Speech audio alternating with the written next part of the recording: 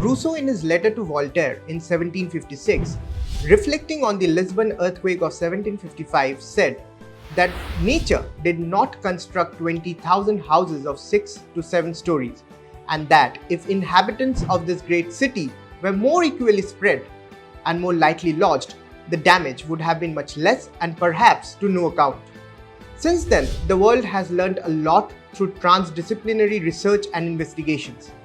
Particularly important are 3 world conferences, the latest being the World Conference on Disaster Risk Reduction of 2015. The Sendai Framework is a global strategy which aims to achieve substantial reduction of disaster risk and losses in lives, livelihoods, and health, and in the economic, physical, social, cultural, and environmental aspects of persons, businesses, communities, and countries by 2030.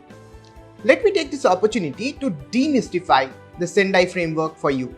The framework outlines 4 priorities of action to achieve 7 targets which would eventually lead us to attaining the objective of substantial loss and damages due to disasters. The priorities for action are actually easy to understand. How do you begin to manage disaster risk? Logically, the first step should be to understand disaster risk, right? Exactly, that is the first priority.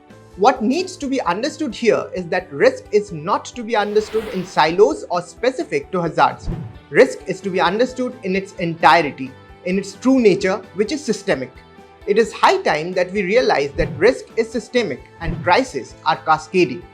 Once you have figured out your risk, what are you supposed to do? You need to reduce and manage such risks through making fact-based and evidence-driven policies and investment.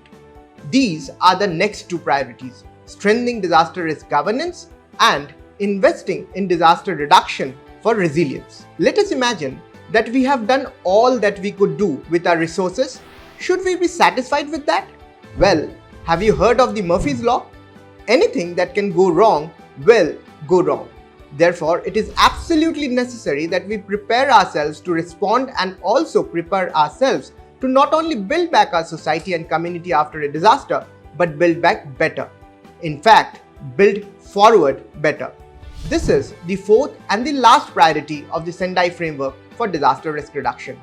Could you notice how these 4 priorities bear a resemblance to the different phases of disaster management? Well, I told you, the priorities are simple to understand, yet very fundamental to effective and efficient disaster risk management.